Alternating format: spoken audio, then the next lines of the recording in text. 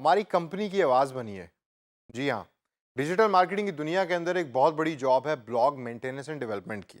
यानी कि कंपनी आपको कहती है कि आप हमारी इंटरेस्ट रिलेटेड वेबसाइट बनाइए और हमारी यूज़र्स और कस्टमर्स के साथ उसके ऊपर रेगुलरली कंटेंट पोस्ट करके शेयर कीजिए।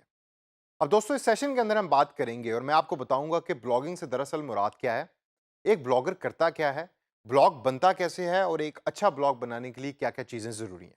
तो दोस्तों, पहला मेरा आपसे सवाल है, what actually is blog? Blog से मुराद ये है कि sharing content on specific topic on a specific website. आप एक वेबसाइट बनाते हैं जिसके ऊपर एक स्पेसिफिक कंटेंट या एक इंटरेस्ट रिलेटेड मटेरियल आप शेयर करते हैं जो कंपनी आपको बता रही होती है। अब एक ब्लॉग बहुत इंफॉर्मेटिव होता है, एक ब्लॉग बहुत इंटरैक्टिव होता है। ये इंफॉर्मेटिव और इंटरैक्टिव से क्या मुराद है? इंफॉर्मेटिव से मुराद ये है कि आप उस ब्लॉग के ऊपर जो कंटेंट शेयर कर रहे हैं, यानी कि जो मटेरियल शेयर कर रहे हैं, वो बहुत ज़्यादा लोगों को इन्फॉर्मेशन दे रहा हो, तभी तो लोग उसके अंदर इंटरेस्ट रखेंगे। और दूसरे नंबर के ऊपर वो इंटरैक्टिव होना चाहिए, यानी कि लोग आपसे उसके बारे में बात कर सकें, सवाल पूछ सकें और आप उसके सवालों का जवाब दे सकें। अब दोस्तों, अगर हम आगे चलें तो एक ब्लॉगर का दिन में क्या काम होता है, उसकी ड्यूटीज़ क्या-क्या होती हैं और फ्रीलांसिंग की दुनिया के अंदर एक ब्लॉगर का मतलब क्या है, आइए उसके ऊपर थोड़ी-सी नज़र डालते हैं। सबसे पहली जॉब जो ब्लॉगर की होती है वो होती है पोस्टिंग कंटेंट, यानी कि इंटरेस्टिंग कंटेंट। आपको कंटेंट अक्सर लिखना भी पड़ता है। कंपनी आपको अपनी रिक्वायरमेंट देती है कि हम हो सकता है कि एक मेडिकल इक्विपमेंट बनाने वाली कंपनी है जो डेंटिस्ट का इक्विपमेंट बनाती है। तो आप हमारा एक ब्लॉग बनाइए जिसके अंदर डेंटिस्ट रिलेटेड या मेडिकल इक्विपमेंट रिलेटेड या डेंटिस्ट के इक्विपमेंट के रिलेटेड आप उसके बारे में चीज़ें लिखें। तो आपकी जॉब एज़ ए ब्लॉगर सबसे बड़ी ये होगी कि आप पोस्ट करेंगे, कंटेंट पहले बनाएँगे, फिर उसके बाद उसको पोस्ट करेंगे उस वेबसाइट के ऊपर जो यूज़र्स उसको पढ़ सकें। उसके बाद दूसरे नंबर पे हमारे पास है इंटरैक्शन विद द रीडर।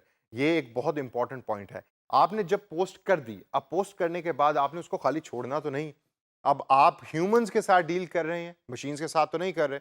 तो वो जो ह्यूमन्स हैं वो आपसे सवाल पूछेंगे क्योंकि वो इंटरेस्ट रखते हैं उन सब पोस्ट के अंदर जो आप उसके पोस्ट कर रहे हैं। तो एज ए ब्लॉगर आपकी ड्यूटी ये भी होगी कि आप उन लोगों के सवालों का जवाब दें और कंटिन्यूस अपडेट रखें उनको उस मटेरियल के साथ जो आप पोस्ट कर रहे हैं।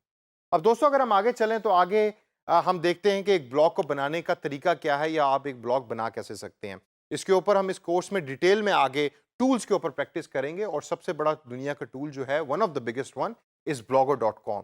आपको मैं सजेस्ट करूंगा कि blogger.com के अंदर अपनी स्किल्स को डेवलप करें और उसके थ्रू आप ब्लॉग्स बड़े आराम से और आसानी से क्रिएट कर सकते हैं। ये ब्लॉग्स बनाने के अंदर जो एक इंपॉर्टेंट चीज़ है वो है, आपने जब प्लेटफॉर्म सेलेक्ट कर लिया तो उसके बाद आती है सेटिंग द थीम। थीम से मुराद ये है कि उस ब्लॉग के कलर्स कैसे होने चाहिए। अगर वो कलर्स अट्रैक्टिव होंगे तो यूज़र्स जो हैं उसको पढ़ना भी पसंद करेंगे। अगर वो कलर्स जो हैं वो डल हैं, सोए-सोए हैं, तो यूज़र्स जो है उसको ना पढ़ना पसंद करेंगे, ना उस वेबसाइट पे या उस ब्लॉग पे आना पसंद करेंगे। तीसरे नंबर पे हमारे पास है क्रिएटिंग द कंटेंट। जब आपने ब्लॉग का प्लेटफॉर्म भी सिलेक्ट कर लिया, कलर्स भी सिलेक्ट कर लिए, तो कंटेंट के बारे में कभी ना भूलिएगा। अगर आपकी कंटेंट की स्ट्रैटेजी कोई नहीं है, आप कह रहे हैं जी मैं रोज़ सुबह उठूँगा, रोज़ सुबह उठ के कंटेंट बना लूँगा, आप कभी भी सक्सेसफुल ब्लॉगर नहीं बन सकते। हमेशा प्लान कीजिए और प्लान करके कंटेंट बनाना शुरू कीजिए। इससे आगे अगर हम चलें तो प्रमोशन की बात आती है, यानी कि अपने ब्लॉग को प्रमोट करें ज़्यादा से ज़्यादा। आपको कंपनी ने खाली ब्लॉग के ऊपर पोस्टिंग की जॉब नहीं दी, उसको यूज़र्स तक पहुँचाने की भी जॉब दी है। तो आप डिस्प्ले एड्स को यूज़ कर सकते हैं, आप सोशल मीडिया को यूज़ कर सकते हैं, लेकिन अपने ब्लॉग को प्रमोट कीजिए ताकि ज़्यादा से ज़्यादा ट्रैफ़िक आए, ज़्यादा से ज़्यादा लोग आपके ब्लॉग की तरफ आएँ। दोस्तों, इससे अगर हम आगे चलें, तो आगे हम चल के देखते हैं कि एक अच्छा ब्लॉग बनाने के लिए हमारी क्या-क्या रिक्वायरमेंट होती हैं। तो आइए देखते हैं। सबसे पहली रिक्वायरमेंट है बी कंसिस्टेंट। जैसा मैंने पहले कहा कि अपना प्लान बनाइए। आपको पता होना चाहिए कि दिन दिन के अंदर किस टाइम मैंने वेबसाइट पे बैठ के ब्लॉग के बारे में लिखना है और ब्लॉग के ऊपर लिखना है। तो कंसिस्टेंसी बड़ी ज़रूरी है और कंसिस्टेंट अगर आप होंगे तो दुनिया के अंदर कोई भी अगर आपको जॉब दे दे, तो आप उसके अंदर बड़े सक्सेसफुली उस जॉब को पूरा कर सकते हैं।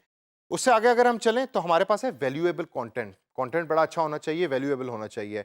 ऐसा ना हो कि आप सिर्फ पैसे कमाने के लिए डेली कुछ ना कुछ ब्लॉग के ऊपर लिख रहे हैं, यूजर्स उसको पढ़ नहीं रहे। नहीं, हर कंटेंट को केयरफुली देखिए। जब आप उसको केयरफुली देखेंगे तो आपको पता लगेगा कि यूजर्स का इंटरेस्ट डेवलप हुआ है। जब यूजर्स का इंटरेस्ट डेवलप होगा तो ब्लॉग की रीच ऑटोमेटिकली बढ़ेगी। आगे है हमारे पास शेक थिंग्स अप, मेरा सबसे favourite point. Shake things up से मुराद ये है कि जरूरी नहीं है कि आप सिर्फ टेक्स्ट ओरिएंटेड आर्टिकल्स ही लिखें ब्लॉग के ऊपर। नहीं, पिक्चर्स को यूज करें, ग्राफिक्स को यूज करें और ग्राफिक्स को यूज करके उस ब्लॉग को इंटरेस्टिंग बनाएं। उसके बाद है दोस्तों जेन्युइन रिस्पॉन्सेज, यानी कि जो लोग आपसे सवाल पूछ रहे हैं उनको रिस्पॉन्स करें और मशीनी अंदाज में रिस्पॉन्स ना करें, ह्यूमन बन के रिस्पॉन्स करें, लोगों को ये पसंद है। और लास्ट के अंदर दोस्तों जो बड़ी इंपॉर्टेंट चीज़ है वो है लेबल्स का इस्तेमाल। अगर आप लेबल्स का इस्तेमाल नहीं कर रहे तो आपका ब्लॉग कभी भी एक सक्सेसफुल ब्लॉग नहीं बन सकता। क्यों? ये मैं क्यों आपसे कह रहा हूँ कि लेबल का इस्तेमाल करें? लेबल्स ये वही कीवर्ड्स हैं कि जो आप सर्च इंजन ऑप्टिमाइजेशन में यूज़ करते हैं। तो अगर आपके ब्लॉग के ऊपर अच्छे लेबल्स दिए गए हैं, तो इसका मतलब है कि आपका ब्लॉग गूगल की सर्च में टॉप पे अपीयर होगा और यूजर्स ऑटोमेटिकली आपके ब्लॉग के ऊपर आएंगे। और एंड के अंदर दोस्तों हमारे पास है राइटिंग स्टाइल।